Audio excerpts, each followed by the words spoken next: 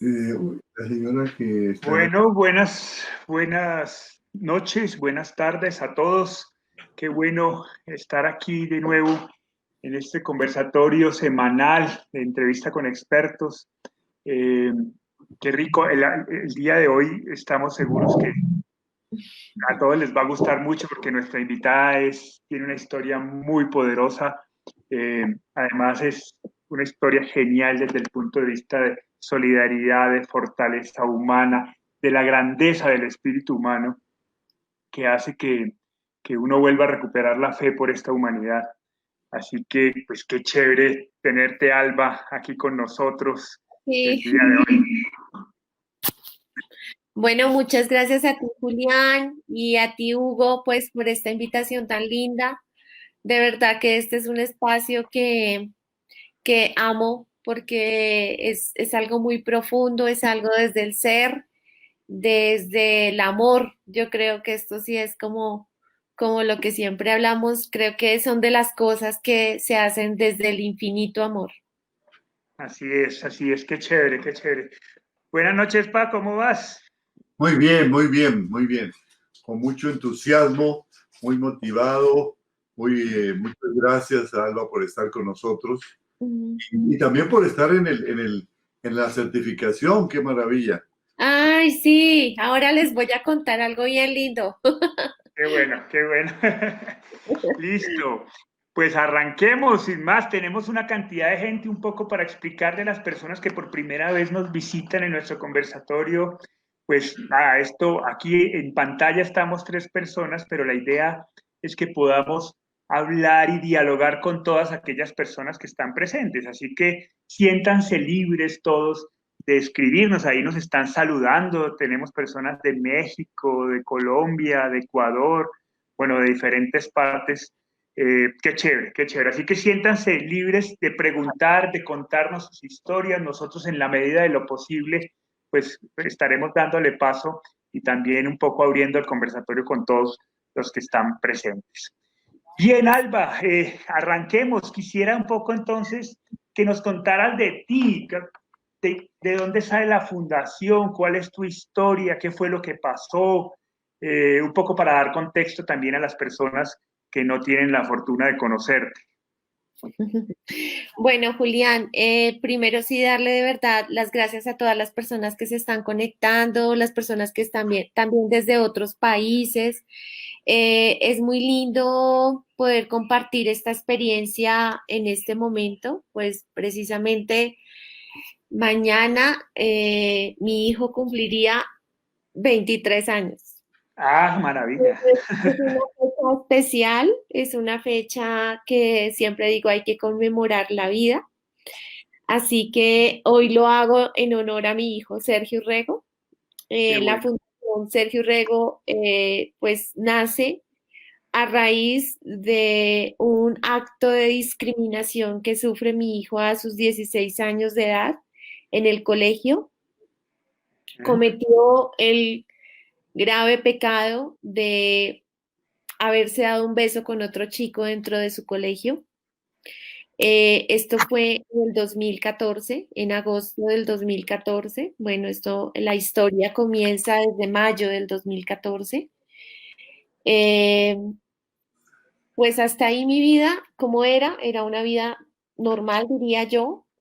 Uh-huh. Eh, yo, yo soy publicista, especializada en mercadeo y mi trabajo era precisamente en una de las EPS de pronto más nombradas aquí en el país. Mi trabajo era pues más como líder comercial.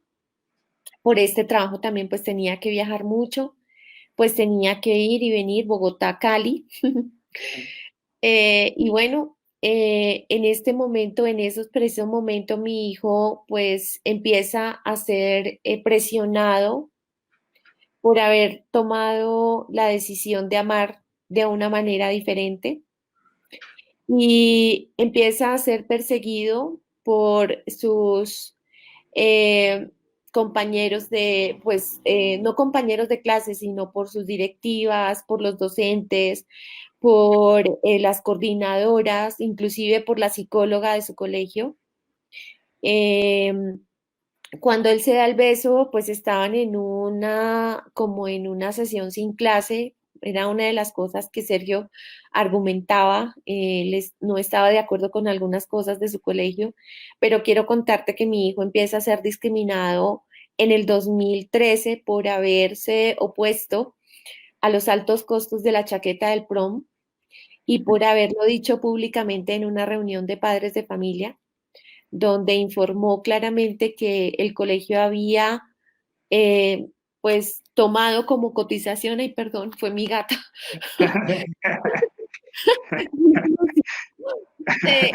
Entonces, pues cuando esto sucede, él, delante de los padres, informa que esta cotización es la más costosa y que no se tuvieron en cuenta las cotizaciones más bajas del colegio porque esas chaquetas iban a ser elaboradas por familiares de la directora.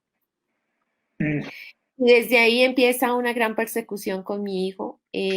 Bueno, en mayo del 2014 sucede lo del beso. Desde ahí, eh, pues obligan a los chicos a hablar sobre su orientación sexual dentro del colegio. A raíz de esto también los obligan a contarnos, algo que también es tan delicado porque ninguna persona puede ser obligada a hablar sobre su orientación sexual a menos de que así lo decida. Es una libre elección, es como cualquier persona quisiera estar hablando grito herido sobre su sexualidad y pues es algo que definitivamente no puede ser. Sin embargo, mi hijo pues es obligado a que nos cuente. En ese momento nosotros estábamos pues separados con su papá, pero pues siempre éramos muy pendientes, muy unidos sobre los temas que concernieran a él. Ambos aceptamos, abrazamos a nuestro hijo. Yo me acuerdo muchísimo, ver muchísimo miedo en los ojos de Sergio, con sus ojos llenitos de lágrimas. Me dijo, mami, yo he tenido novias, pero en este momento tengo una relación con un chico y me di un beso con él dentro del colegio y me está acarreando problemas. En ese momento, pues como mamá, afortunadamente tal vez siempre basé mi educación en el respeto, en la cultura, Sergio, y yo creo que eso ayudó muchísimo. Yo lo único que le dije como mamá en ese momento fue, bueno, aquí están mis dos brazos para abrazarte y decirte que la única etiqueta que no te pueden quitar es la de que eres mi hijo. Y bueno, decirle que cuidara mucho su cuerpo porque era un templo, el templo que cada uno y una debe cuidar porque nadie más lo cuida, ¿cierto? Es el responsable de su cuerpo. Decirle le dije en ese momento que tenía que estar muy seguro de su decisión, que no fuera pues como algo de moda o como lo que siempre hablan por ahí, ¿no? De que, es porque está de moda, no, es porque se siente, porque realmente es algo que se siente en su corazón, pues como cuando invito a las personas que es cuando se enamoran por primera vez, ¿cierto? Entonces sienten esas maripositas en el estómago, pero esas maripositas se sienten por una persona de su misma orientación sexual, ¿sí? Sí. Entonces, bueno, así comienza todo, la persecución es bastante fuerte. A mi hijo quieren denunciarlo por acoso sexual, lo denuncian ante la Fiscalía de Menores y es algo que Sergio, pues, de acuerdo a sus valores, no soporta. El 3 de agosto del 2014, Sergio presentó su IFEX. Ahí ya habíamos tomado la decisión de retirarle porque ya habían sucedido demasiadas cosas. A mí me acusan y me denuncian por abandono de hogar, supuestamente porque tenía que viajar, y además aducen que Sergio es así por eso, ¿sí? Y adicional a esto, pues todos los tipos de discriminación que encuentres, a mí por ser mamá, cabeza de familia, por tener un hogar disfuncional, mal llamado disfuncional, decía mi hijo. Y bueno, Sergio, el 4 de agosto del 2014, debido a todas estas presiones, decide lanzarse al vacío, así se llama una charla que tengo, desde un centro comercial acá en Bogotá, el Titán Plaza. A los pocos días supe que Sergio había ocupado el primer lugar de su IFEX y ocupó el 10º lugar entre 1000 en Colombia en los exámenes del Estado. Y bueno, de ahí en adelante, reconstruir mi vida. Claro. Y nace la fundación.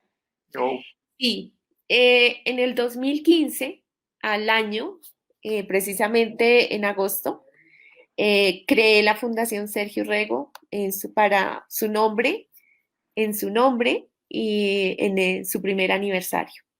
Así nació la fundación y pues trabaja 2 líneas específicas y estratégicas, aunque hoy estamos trabajando muchas cosas más, pero se basa en la prevención de la discriminación de niños, niñas y jóvenes en Colombia y la prevención al suicidio ocasionado por discriminación.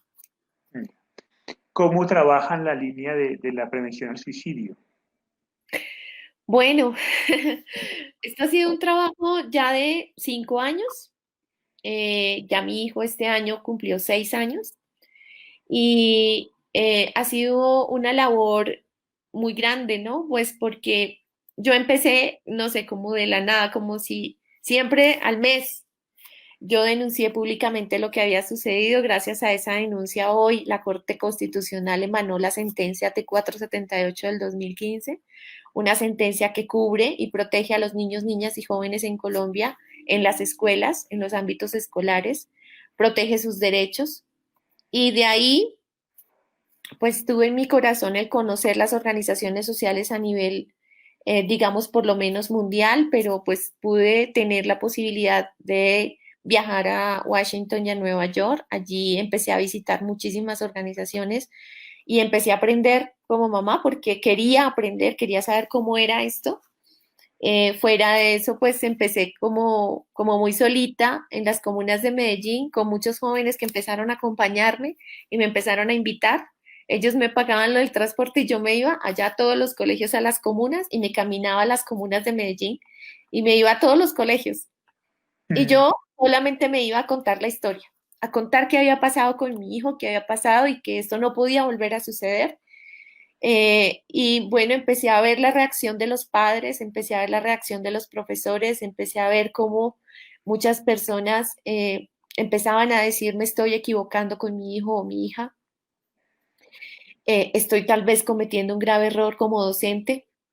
Y así empecé a trabajar, también a trabajar con las mamás de 24 países, porque representé a Colombia en el 2016 a, bueno, a un congreso que se llama el Congreso de Familias Diversas, Familias por la Diversidad. Y en este congreso, pues, estuve representando, pues, a la mamá de Colombia en ese momento y yo decía, bueno, pero ¿qué es esto? Yo no tenía ni idea. Y allá me encontré con muchas mamás y papás, y papás y papás, y mamás, dependiendo de los derechos de sus hogares, de sus hijos, de sus hijas. Son 24 países latinoamericanos, también está México, bueno, está Costa Rica, en ese momento fue en Costa Rica.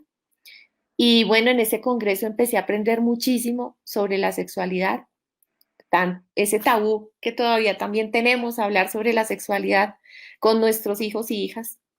Y empecé a hablar también con esos padres y esas familias que no se tienen en cuenta, ¿no?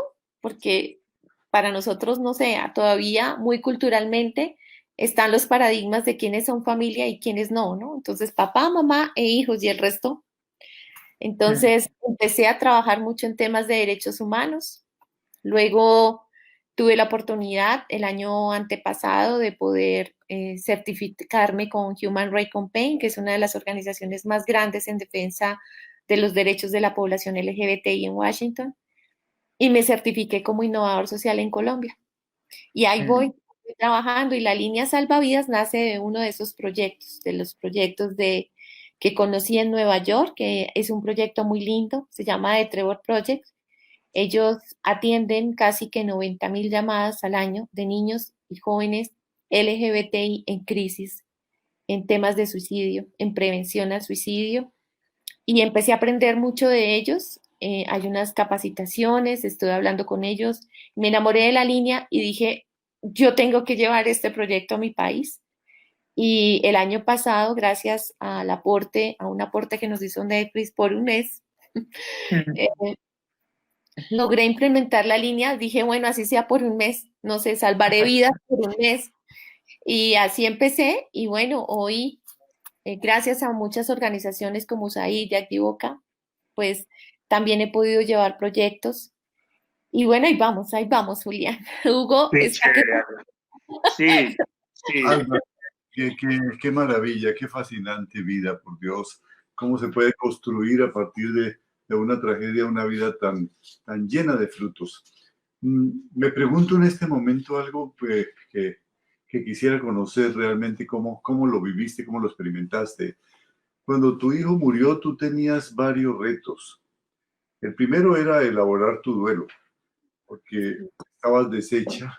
Cuando uno está deshecho en una negrura y en un absurdo tan espantoso como el de la muerte de un hijo, pues lo último que tienes ganas de crear una fundación y de transformar el mundo, ¿no es cierto? Porque primero tiene uno que sobrevivir.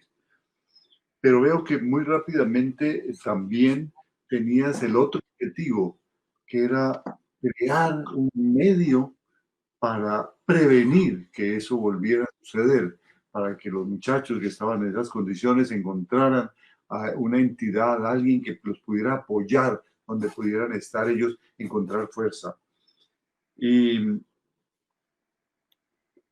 y tercero, crear un medio en el que se respete esas decisiones de las personas. Y son tres caminos paralelos, pero completamente diferentes. ¿Qué papel jugaba tu duelo ahí? ¿Tuviste tiempo para elaborarlo? ¿Los otros dos caminos te ayudaron a trabajar de tu propio duelo? ¿Qué pasó con tu duelo? Bueno, Hugo, yo creo que yo no tuve tiempo de pensar en nada. O sea, al mismo tiempo, o sea, al mes, yo estaba en medios de comunicación porque de alguna manera esta voz tenía que escucharse. Y además estaba haciendo un tema, algo que lejano a mí y no sabía en ese momento qué era lo que estaba haciendo, pero algo que se llama incidencia política. Entonces, yo tuve muchísimas reacciones. Yo tuve un duelo muy fracturado, muy fracturado. Y en ese momento, pues yo tuve un apoyo psicológico, pero yo creo que lo que más me ayudó, bueno, escuchaba precisamente en nuestra primera sesión de las 15 preguntas, cómo cada duelo es diferente, cómo cada persona es diferente, cada sensación, Y, y, y yo encontraba en las cartas de mi hijo, porque mi hijo dejó como unas 3 cartas, una especialmente en mi mesa de noche, donde quería que se limpiara su vida, sus 16 años de vida. Él me dice más o menos como, no soportaría que mis 16 años de vida se vean manchadas por algo tan oscuro como es un acoso sexual. Sergio era como muy transparente. Bueno, les contaba que Sergio era anarquista, ateo y gay a los 14, a los 16 se declaró gay, pero a los 14 era anarquista y ateo. Y era muy argumentativo. Entonces, creo que esa es la fuerza que me dio, me transmitió.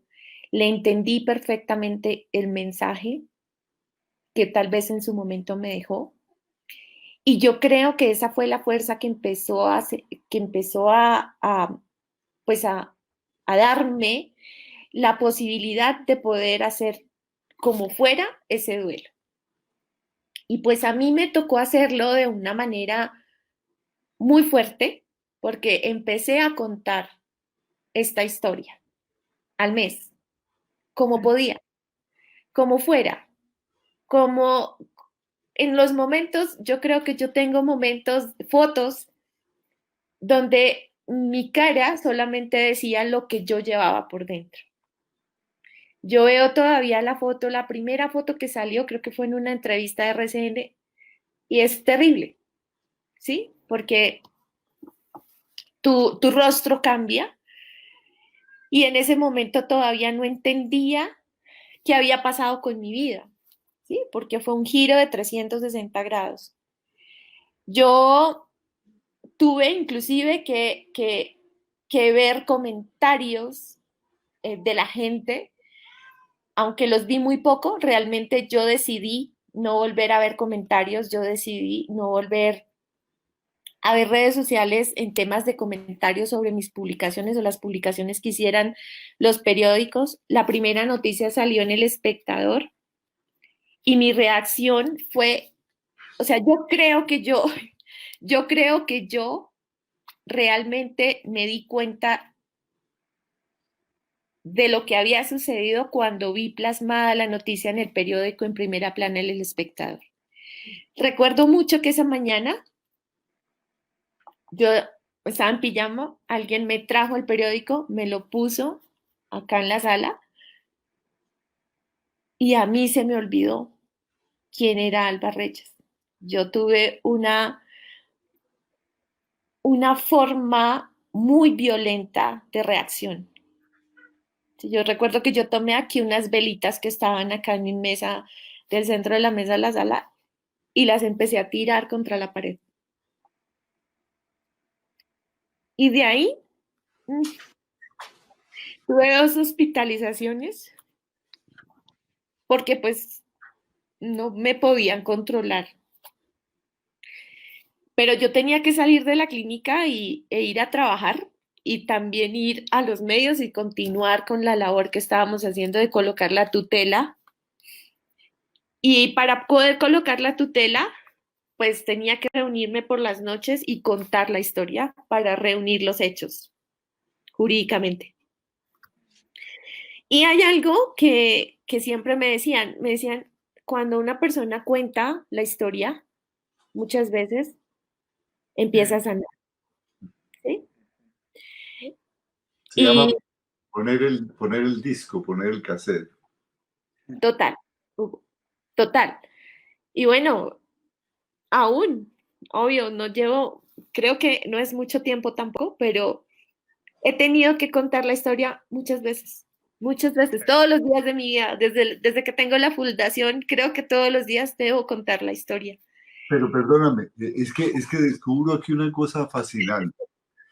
En los primeros días de nuestros trabajo con los grupos de apoyo, había una pregunta recurrente que aparecía siempre, siempre, y como invitábamos personas especializadas, psicólogos que eran especializados en el duelo, tanatólogos, estuvo el doctor Carlos Bianchi de la Argentina acompañándonos, estuvo Isa Fonegre de Jaramillo, la tanatóloga nuestra, y nos dieron charlas, conferencias, teólogos, psicoterapeutas. Sí, había una pregunta recurrente que aparecía siempre, decía, ¿por qué los muchachos que mueren jóvenes eran tan especiales? ¿No? Eran tan especiales. Y cada uno contaba, mi hijo era, bueno, lo que tú has contado, la historia de un líder. Tu hijo ha sido un líder, pero además un líder súper capaz, súper inteligente, una persona de unas capacidades fuera de lo normal. En el caso nuestro, nosotros contábamos la capacidad de nuestro hijo para socializar y para hacer fascinación de todos, practicó todos los deportes, era gran amigo, era un líder también. Y así cada uno contaba, ¿no? Mi hijo era un gran deportista, y la otra madre decía, mi hijo era el más amoroso ser humano que pueda existir conmigo, no, no era nada especial en ningún otro campo, pero era el centro de alegría y de amor de la familia. Cada uno explicaba una característica especial. Yo he investigado durante 30 años la razón de eso porque recibí varias respuestas que no me llenaron de satisfacción a la pregunta. Yo encuentro que en tu caso eso fue así también. Y descubrí que cuando uno toma conciencia de ese aspecto particular de su hijo, del hijo que murió, uno se identifica con esa fortaleza, uno se identifica con esa competencia y se apoya en esa competencia para desarrollar su propia fortaleza, su propio desarrollo del duelo de una manera particular y única. Entonces tú nos acabas de decir ese anhelo de libertad, ese liderazgo por la justicia, por la verdad. Eso lo viste en tu hijo, te apoyaste en eso y eso fue lo que te llenó de alma y de espíritu para enfrentar tu propio duelo. Es así, ¿no es cierto? Sí, sí es así, Hugo. Yo creo que hay cosas que ni los estudios ni, ni las teorías logran captar. Y sobre todo cuando es un duelo por suicidio, Ujú, porque este es un duelo donde tienes que confrontarte como sociedad y ujú. tienes que también confrontar, es como que te pones la caparazón para que nada más te haga daño. Y yo llegué a una conclusión, Hugo. Creo que el dolor de una mamá perder a sus hijos o sus hijas es algo muy fuerte para el ser humano, demasiado fuerte. Estoy de acuerdo con el libro de Piedad Bonet, que se llama Lo que no tiene nombre, y es así. De hecho, tuve un conversatorio con Piedad en algún momento y me regaló su libro y yo no fui capaz de leerlo hasta mucho después. Pero realmente creo que esa fuerza, por precisamente además limpiar o defender, seguir defendiendo el nombre de tu hijo o tu hija. ¿Por qué? Porque la sociedad aún no acepta muchísimo. Bueno, hoy en día se habla un poco más sobre el suicidio, pero la sociedad son de los temas tabús que todavía están en la sociedad. Mm. Y muchos padres prefieren no decir qué pasó con su hijo realmente. Y muchas cifras precisamente están muy subregistradas porque realmente las personas, y a mí me lo dijeron en su momento, no encontrábamos una mamá que pudiera hablar y pudiera decir, porque es que además mi hijo era gay, ¿sí? Entonces son muchísimos tabús, muchísima discriminación, es romper con unos esquemas sociales totales, es tener la fuerza y la dignidad de poder levantar la cara, como me lo dijo alguna vez y me lo preguntó una periodista, Hugo, que si no me daba pena decir que mi hijo era gay. A los pocos meses, a los pocos meses, ¿sí? Y tuve que confrontarme con esa serie de preguntas y tuve que confrontarme con que en los medios dijeran que había sido mi culpa además, ¿no? Porque está la culpa. Además está la culpa inmersa dentro del duelo. Eso te quería preguntar. Sí, en muchas muertes, duelos por la muerte de un ser querido, aparece la culpa. Y especialmente en las muertes imprevistas, en las muertes que son repentinas. Y en el suicidio, obviamente, como muerte repentina, aparece la culpa por muchas, como las has mencionado, inclusive porque socialmente ya está catalogado como un acto culposo, ¿no? O doloso mejor, ¿no es cierto? Claro, ¿En algún momento tú sentiste culpa por la decisión que tomó tu hijo? claro, claro, Hugo, claro. O sea, ¿Y cómo yo, elaboraste eso? yo tengo que ser muy honesta. Yo creo que, bueno, yo creo que también me apoyé muchísimo. Bueno, hay todo tipo de ayudas, ¿no? Hay todo tipo. Yo creo que encontré una ayuda en su momento muy espiritual, no religioso, pero sí me encontré con personas que me dieron algún tipo de mensaje que pude interpretar a través de los ángeles, a través de, inclusive me bañaba todos los días, me acuerdo, porque me alineaban mis chakras eh, con, con los famosos, ¿cómo se llaman? Ay, se me fue.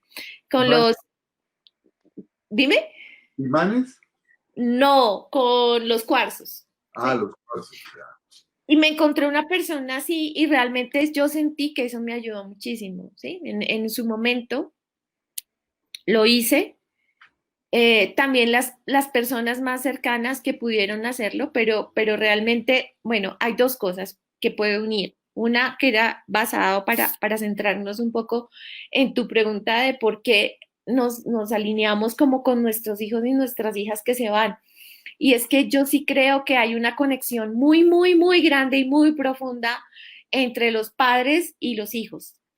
Y es una conexión que nunca se rompe. Por eso yo decía que ninguna teoría ni ninguna ciencia podemos estar hablando de muchas cosas que podemos ayudar, que podemos trabajar, pero trabajar el duelo de un hijo y una hija es aferrarte a ese vínculo mucho más, creo. ¿Por Bueno, qué? tu Porque trabajo con los chakras fue algo conductual, ¿no es cierto? sí, Cognitivo, de reflexión, sí. de percepción de una nueva realidad. ¿Qué hiciste en ese sentido para complementar el cambio de conducta hacia la culpabilidad? Empecé pues a trabajar precisamente en reconocer mis emociones, porque es que uno no reconoce las emociones muchas veces, ni siquiera sabemos por cuántas emociones podemos pasar en el día. Pero parte del trabajo que hice con mi psicólogo fue eso, también trabajar ese tema de emociones, de reconocer qué estoy sintiendo, por qué estoy sintiendo culpa, el de aceptarme y aceptar que cada uno y cada una somos perfectos como mamás y papás, que nosotros de verdad, si nos equivocamos, lo hacemos como cualquier ser humano, ¿Mm? que, que el trabajar, por ejemplo, la culpa hoy en día para mí es supremamente fuerte porque hoy llevo un proceso penal además y estamos en un proceso de juicio donde he tenido que devolver el cassette y retomar nuevamente porque muy seguramente van a volver a salir las culpas, ¿no? Usted lo abandonó, usted lo tenía solo, usted estaba trabajando en otra ciudad, además que como todo el mundo dice que era que yo estaba viviendo en Cali y no era así, que mi mami de 90 y hoy 7 años de edad en su momento de 90 era quien veía por Sergio.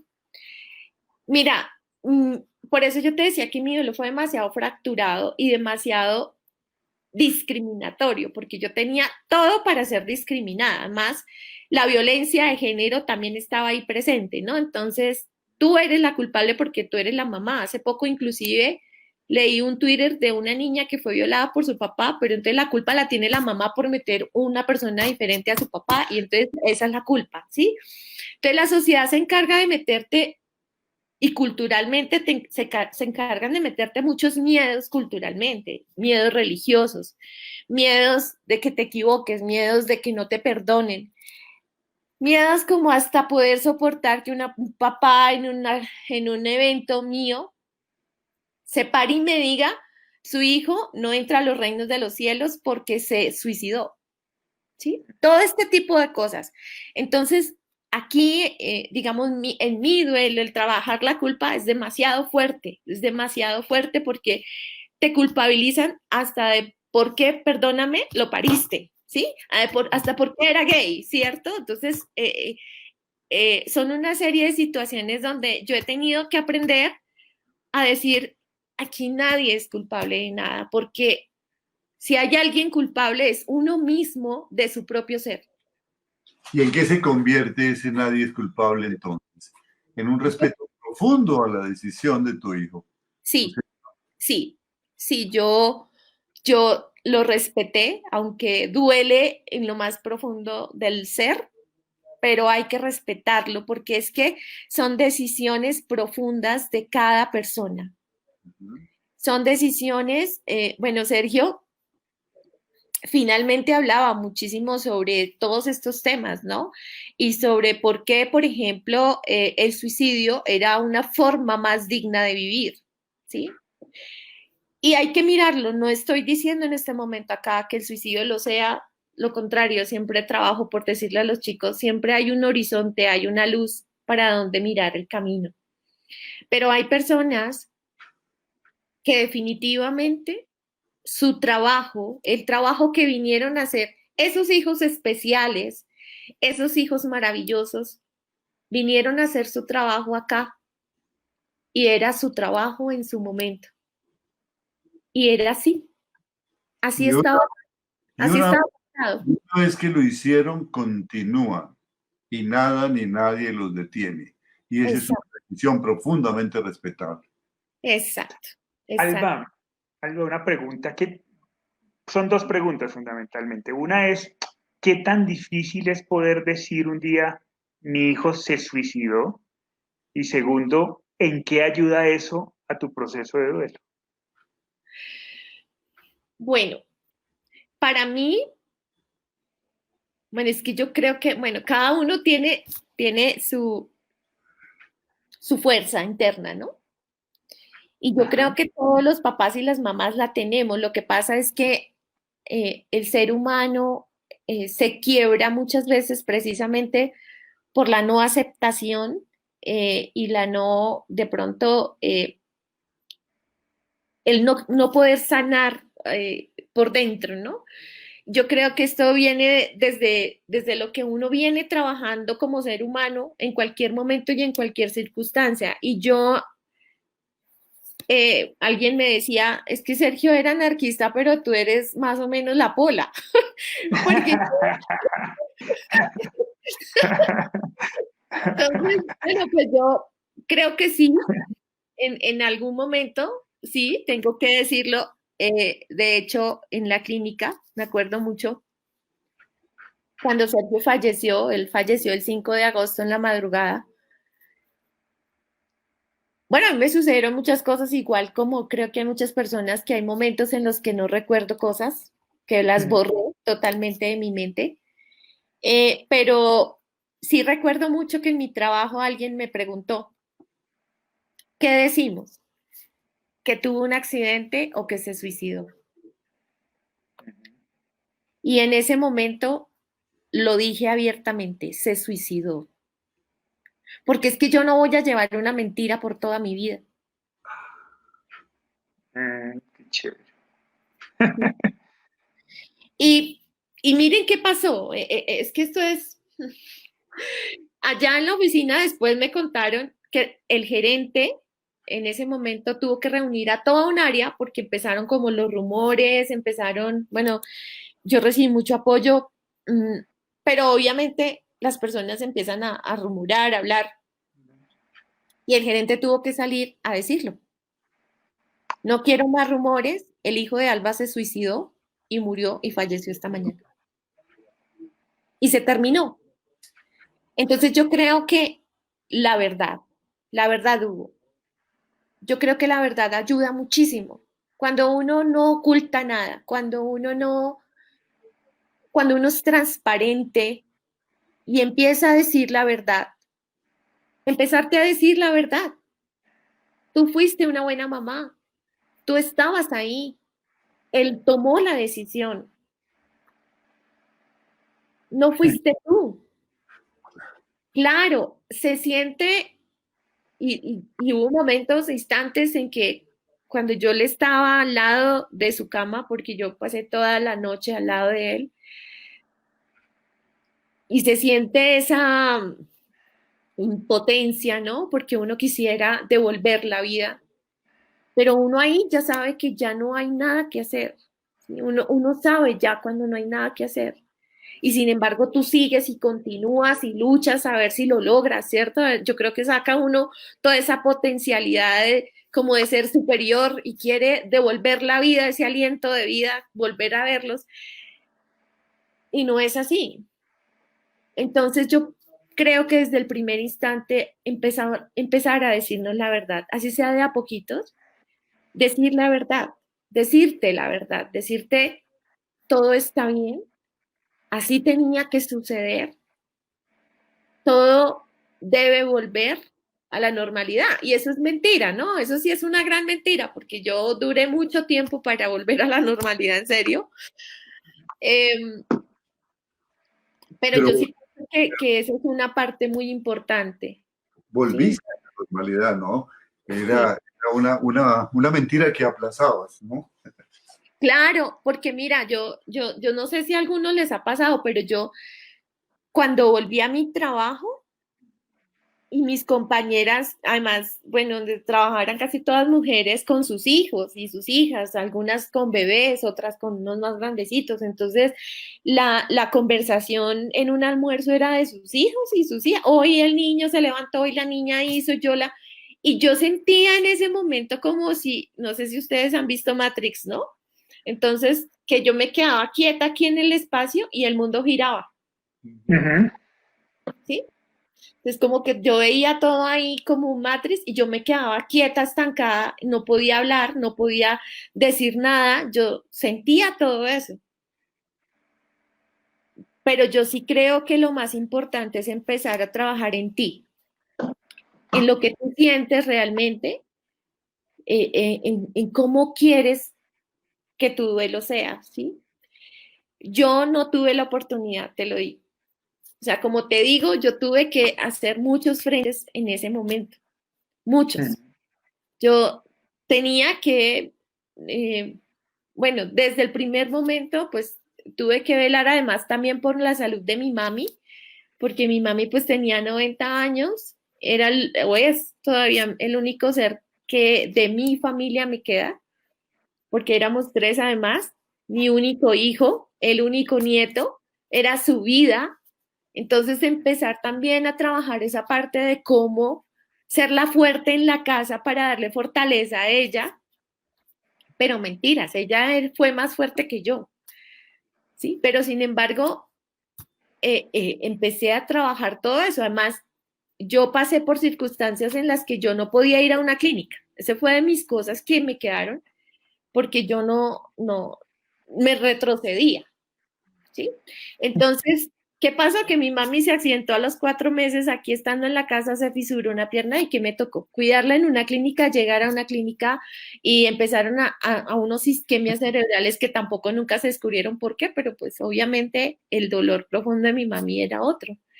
Y empezó a olvidar muchas cosas también ella, entonces también psicológicamente alguna vez en la Santa Fe me preguntaron, hay algo que ella quiere olvidar, dime qué es. Entonces también tenía que responderle a los médicos, también tenía que contar la historia ya en las clínicas y hablar y hablar y hablar. Y yo creo que lo más importante es eso, Yo creo, poderlo hablar. perdóname, Alba, yo creo que hiciste una elaboración del duelo tremendamente responsable. Lo que pasa es que comenzaste por el final. Decimos que el indicador de que el duelo se ha elaborado es la capacidad de haberlo trascendido. ¿Y cuándo sabe uno que lo ha trascendido? Cuando se preocupa por el dolor del otro, cuando busca ayudar al otro en base a mi propia experiencia. Muchos tenemos que comenzar desde el comienzo, manejar nuestras emociones, luego a encontrarle sentido a esas emociones y encontrarle un nuevo sentido a la vida en lo cognitivo, reflexionar por qué, para qué, qué hago.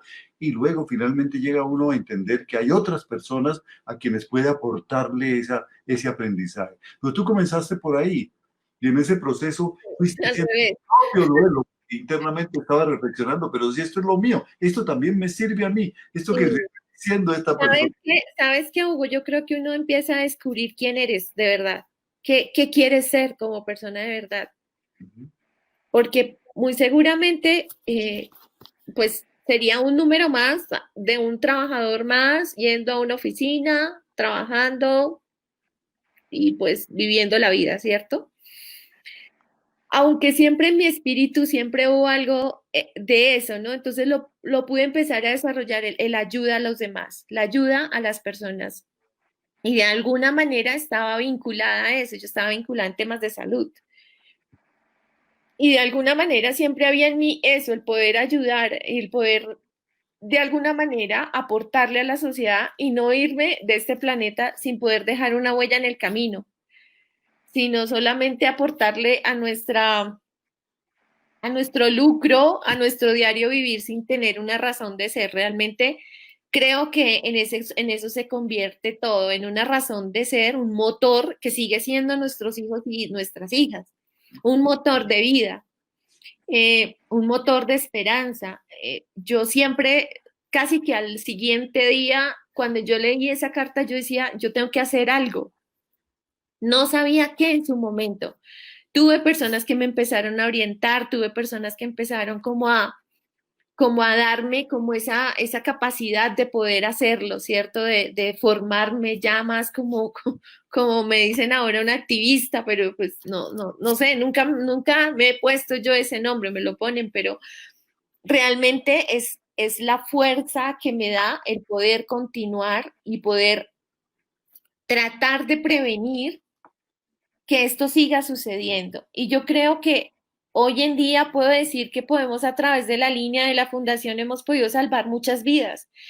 Y esa ha sido tal vez mi mayor recompensa. O sea, salvar una vida no tiene precio, no tiene ningún valor económico, no tiene un valor social, tiene un valor humano, tiene un valor muy grande. Entonces, cuando yo encuentro en los abrazos de los jóvenes eh, muchas situaciones, muchas veces me dicen mamá y yo digo, les permito.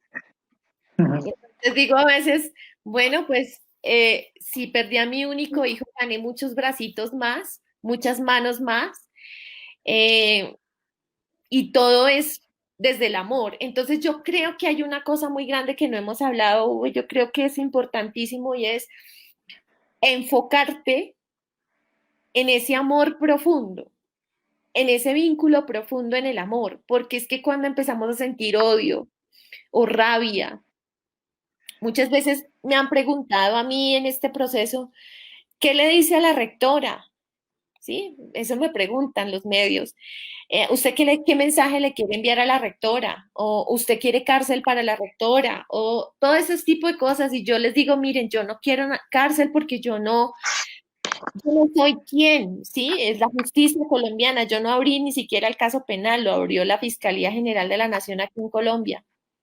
Y es lo más terrible porque uno no sabe qué es ir a cada audiencia, saber que no se hacen o que se te ríen en la cara o que hoy en día empieces a escuchar cosas terribles de tu hijo, tu hija. Yo empecé a escuchar cosas terribles de mi hijo como a los pocos meses que la misma directora del colegio salió a los medios de comunicación a hablar de mi hijo y a decir que mi hijo era un pedrastra, que era un drogadicto, que más o menos era, y así lo dijo en el colegio, y fue el primer puesto de su colegio, el primero, nunca quiso hacerlo. Espérate, Aldita, porque tú lo has dicho muy claramente, el trabajo del duelo es un acto de amor, es una entrega con el amor que es lo único real, porque todo lo demás es ficción. Pero cuando hay sentimientos negativos, como el resentimiento, como la frustración, como el odio, como el deseo de venganza, el deseo de reivindicación sin sentido, eso bloquea totalmente, porque el amor no cabe ahí. Nuestro espíritu está lleno de resentimiento, de deseo de venganza, de que a ese que me hizo daño le vaya peor, a ese que no está de acuerdo conmigo lo desaparezca.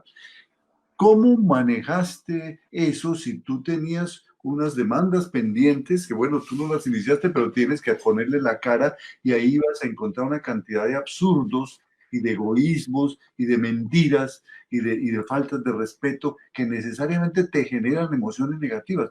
¿Cómo manejabas eso para que tu proceso de amorización por el mundo no se marchitara, para que continuaras convencida de que tu camino era ese? ¿Cómo hacías? Me hiciste acordar de una persona que me dijo a los pocos meses de abrir la fundación, no sé para qué haces eso si esas mismas personas son las que también te van a señalar después y son las personas que te van a hacer daño. No sé, Hugo, la respuesta exacta, pero creo que sí está en ese amor profundo por quien era Sergio. Para mi prima eso, o sea, para mi prima ese respeto invaluable, esa formación. Yo creo que sí, todos llegamos a pensar en algún momento y veo acá en el chat muchas mamitas que están hablando y dicen, sí, yo considero a mi hijo, porque nuestros hijos siempre van a ser los más hermosos para nosotras y nosotros. Es increíble muchas veces cuando tengo que trabajar con papás y mamás hoy en día que discriminan a sus propios hijos, que yo les pregunto, ¿Ustedes no se acuerdan cuando vieron por primera vez la carita de sus hijos o de sus hijas? Nunca la olvidan, nunca. Y ese ser humano que está ahí es el mismo, es igualito, es la misma persona. Entonces yo creo eso, que ese odio se transforma en querer poder seguir dando amor, en poder querer romper con las barreras sociales y romper con lo que es realmente el valor de un ser humano que se va. Porque es eso realmente, es muy valioso para nosotros y nosotras. Tal vez al principio no lo entendamos de esa manera, pero cada ser humano que se va deja una huella en el camino de la persona más cercana. Y es poder lograr entender, así sea de a poquito, cuál es tu tarea frente a eso. Lo que tú decías en algún momento, cuando tú empiezas a comprender, porque está ahí en la comprensión, y el comprender no es tan fácil, ¿no? O sea, desde el ser humano la comprensión no es tan fácil. Desde el trabajar lo que te corresponde como persona y como ser humano tampoco es tan fácil, ¿cierto? Porque siempre nos dicen, pero es que es un para qué y un por qué. Y uno empieza a trabajar eso y uno, pero ¿para qué? ¿Pero cómo así? Pero es que de verdad uno quiere ahorcar a la persona en ese momento, uno les dice, mejor dicho, hasta, claro, porque uno pasa por ese momento de odio. Por eso yo decía en un principio, bueno, ese es uno de los pasos, ¿no? Que dicen que uno tiene que pasar como por esa furia y ese odio contra la sociedad y realmente uno odia a todo el mundo. Yo pasé por ahí. Pues imagínense si me tocaba enfrentarme y confrontarme como una fiera defendiendo el nombre de mi hijo, pues yo era esa fiera. Sí, yo era la mamá de la manada defendiendo a su cachorro. Entonces, eso es innato en el ser humano. Eso es innato. Y nadie va a permitir que hable mal de esa persona que se fue y que tú amabas profundamente. Así haya sido lo que sea, ¿sí? Así se haya equivocado en su vida, lo que sea. Pero nunca lo vas a permitir. Entonces es reconocer eso. Tú eres esa defensora con uñas, manos y pies. Entonces ahí es cuando tenemos que empezar también a entender al otro, ¿sí? Entonces, nadie, absolutamente nadie, siente o sabe lo que pasa hasta que lo vive realmente. Entonces, yo pienso que ahí el amor profundo puede superar el odio, el rencor, la rabia. Alcanzas a llegar a perdonar. Y yo creo que si uno siente verdadero perdón por el otro y esa comprensión de entender que es un ser humano que se equivocó con otro ser humano, gravemente. Pero es que ahí yo no sé, pero siempre digo, el trabajo no es mío, el trabajo es de ese otro ser humano, de que empiece a comprender por qué hizo eso. Es algo que ni la cárcel, ni la ley, ni nadie puede hacer por ti. Es algo que se empieza a ver reflejado en tu rostro. Yo te digo, Hugo, yo vi a la directora del colegio cuando pues tenía que ir a las audiencias, porque tuvo casa por cárcel al principio, y pues el CTI la llevaba pues con las esposas, y para mí eso era terrible, porque es ver un ser humano sin su libertad, ¿cierto? Y que te mire a los ojos. Yo tuve unos procesos muy fuertes. La primera audiencia donde tuve que verles la cara por primera vez fue como a los 9 meses, 10 meses, cuando salió todo lo de la fiscalía y eso, y yo, un momento en una audiencia que no me di cuenta, pero mis piernas temblaban así como una gelatina y yo no me daba cuenta. O sea, yo estaba parada ahí esperando que me dejaran entrar, pero yo sabía que tenía que verlas adentro, a la psicóloga, a la coordinadora y a la directora. Y no sé de dónde salió una persona que era un policía que estaba a la entrada, que nada que ver, se me acerca y les dice a las personas que estaban al lado, ella no puede entrar hacia la sala, ella tiene que entrar fuerte. Entonces me tocó salirme, respirar para poder volver a entrar y verles a la cara. Sin sentir rencor, sin sentir rabia, porque además tenía que manejar las emociones ahí. O las tenía que manejar. Yo no puedo hablar en una audiencia. No puedo entrar. No, o sea, todo eso me tocó aprenderlo en un minuto, en un segundo, de un día para otro. Entonces, es un trabajo que he tenido que hacer casi que a las malas, ¿no? Empezar a comprender por qué estoy aquí, por qué tengo que recoger todos esos sentimientos de odio y de rabia y convertirlos en más bien una potencia más fuerte que es el amor. Decirle a la persona, el trabajo lo tienes que hacer tú, no lo tengo que hacer yo. Lo que te llevas allá, adentro de tu ser, te lo llevas hasta que te mueras. No me lo llevo yo. Muy bien. Alba, yo quiero, pues se nos está acabando el tiempo, pero no quiero irme sin responder por lo menos 3 preguntas que me parece, o por lo menos no sé si responder, pero sí hacer algún comentario al respecto, porque sí creo que sería valioso para estas personas que nos han escrito poder, a ver, hay una que se llama Guadarrama Angelic, les dice, yo sentí mucha culpa por no cuidar a mi hijo, trabajé muchos años, siempre los dejé solos, y pues el no saber cuál fue la razón por la cual él tomó esa decisión me está acabando. No sé si lo presioné demasiado con las tareas o no se trató de entender. Y más escuchar la gente que me culpa por lo sucedido, que porque no fui una buena mamá, que no lo supe cuidar. Yo le pido perdón a mi hijo porque a lo mejor no fui la mamá que hubiese querido. Bueno, Guadarrama, yo te quiero decir que tú no eres culpable de nada, que tú eres y fuiste y has sido la mejor mamá del mundo, porque cada hijo y cada hija es totalmente diferente. El cuadernito no viene debajo del brazo de cada hijo, ni la guía para cómo educar. Somos mamás innatas y la naturaleza sí nos trajo. Y claro que tenemos que trabajar, porque estamos en una sociedad y en un mundo donde el dinero te mueve, o no comes, o no te vistes, o no le puedes dar lo mejor y lo mejor a tus hijos y a tus hijas.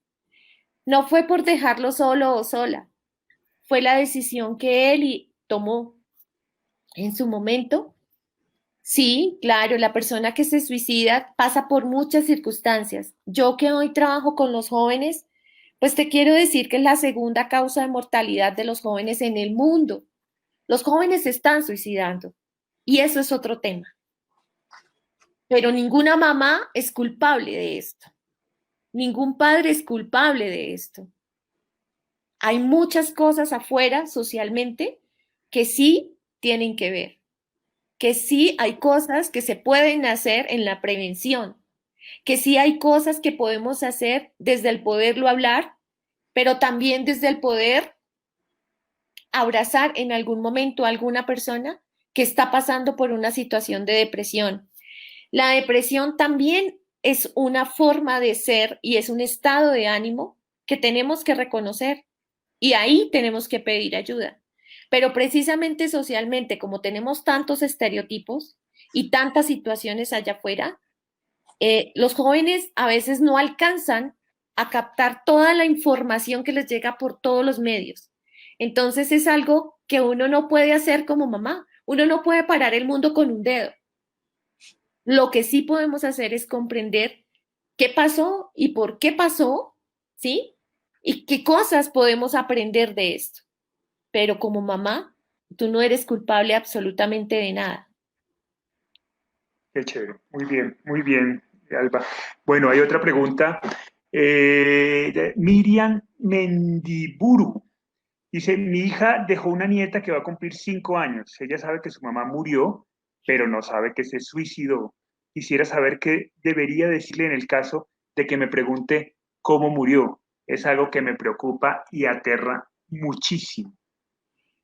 Pues mira, de acuerdo a la edad, poco a poco hay que trabajar eso y si a través de la fundación podemos brindarle orientación a ti de cómo podemos hacerlo, de cómo poder ir trabajando esa parte con la niña, lo podemos hacer, porque pues sí hay que hacer un proceso con ella. pero quiero decirte que el tema del suicidio es una causa de mortalidad como cualquier otra, ¿sí? O sea, si se murió de cáncer, si se murió de leucemia, si se murió por un accidente, si se murió porque se suicidó. Esa también es una causa. Entonces, hasta ahí, simplemente lo que yo decía al principio, hay que hablar con la verdad. Y obviamente hay que trabajarlo y saberlo decir, cómo decírselo. Pero ella en algún momento tiene que saber la verdad. Y al, Debe de- saber la verdad.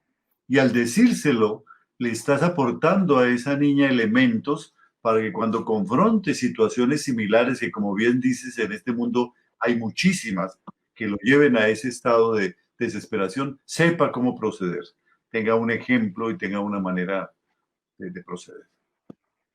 Bien, Exacto. bueno, antes de cerrar, una última pregunta que me parece interesante. Dice Edna Esperanza Pérez Corredor, dice, quisiera que me ayudaran a entender si realmente el suicidio hace parte de una decisión propia o es por factores externos. Pues Edna, mira, esta es una muerte donde hay una decisión propia definitivamente, ¿sí? Porque yo soy quien me quito la vida, ¿sí? Que pueden haber factores externos que presionan, por ejemplo, como en el caso de lo de Sergio, como en el caso que pasó, eh, que hay una presión, de hecho, pues hay un cargo que nunca, es más, es un cargo que no, no se puede demostrar tan jurídicamente, que es llevar a la presión hasta llevar al suicidio a una persona. Y sí puede haberlo, claro, hay causas externas, sí, también, pero también es una decisión propia, porque quien se quita la vida es quien realmente lo hace, ¿sí?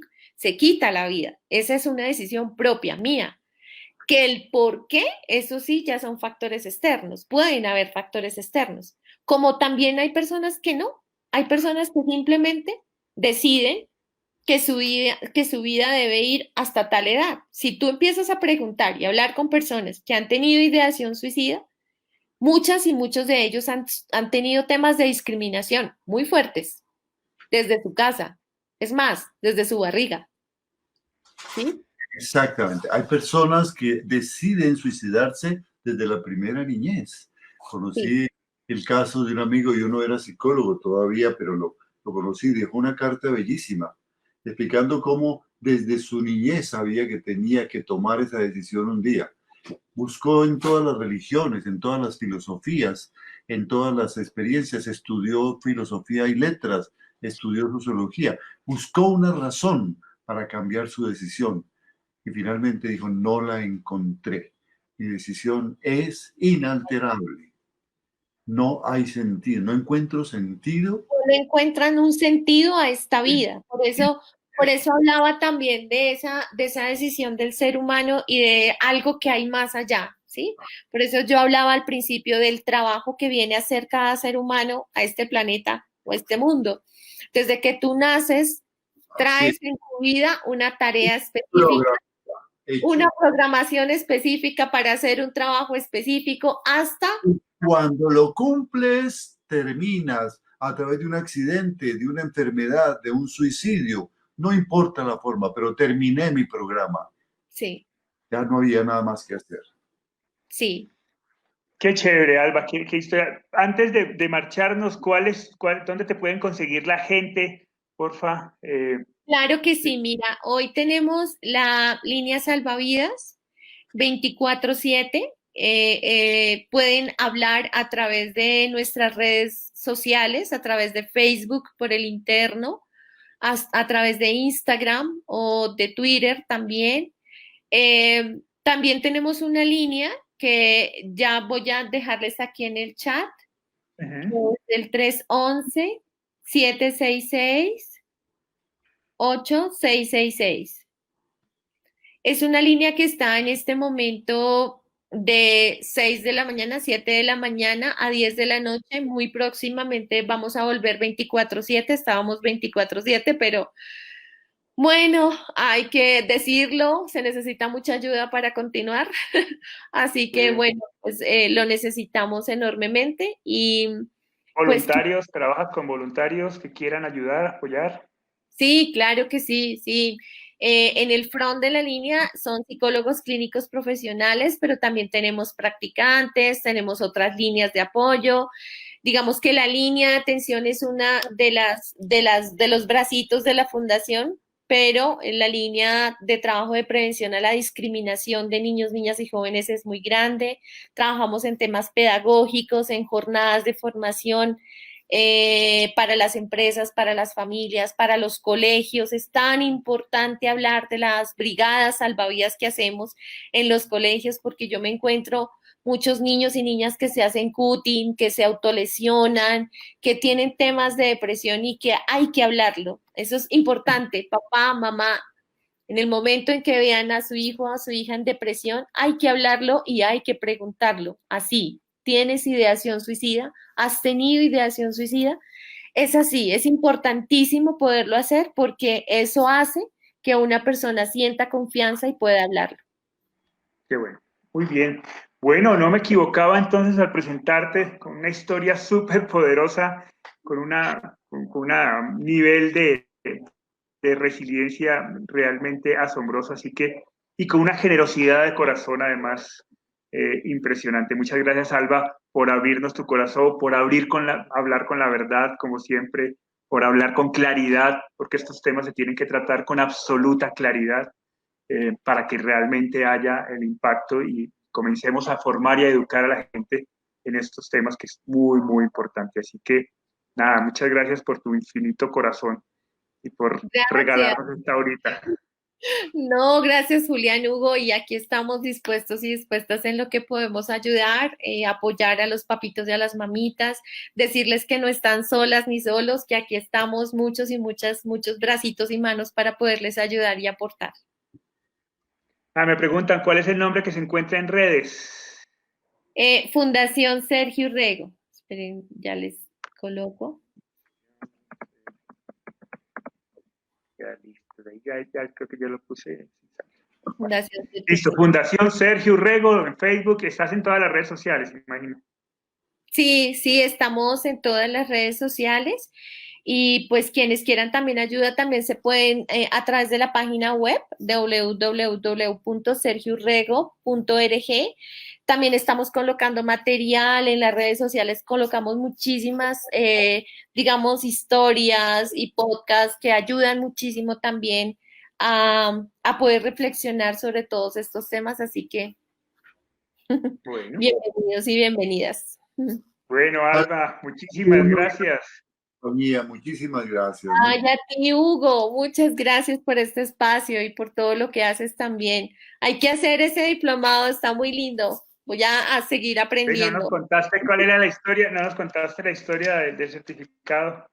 Bueno, pues dicho al principio. lo que yo les decía ayer fue un día también muy lindo porque abrimos la línea nuevamente, la teníamos un poquito en stand-by, pero la volvimos a abrir. Pero entre todo eso, justo llegó un mensaje que me decía, ¿qué puedo hacer? Mi hija se fue y no sé qué hacer.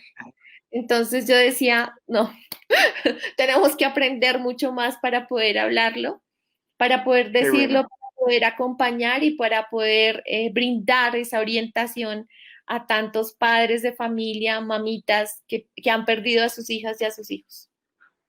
Chévere, chévere, perfecto. Así que de pronto las 15 tareas esperemos sean una herramienta útil para toda esa maravillosa labor que tú haces todos los días.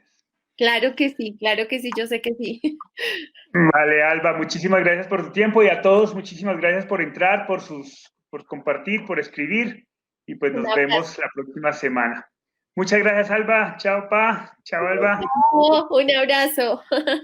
Bueno, chao. Muchas gracias.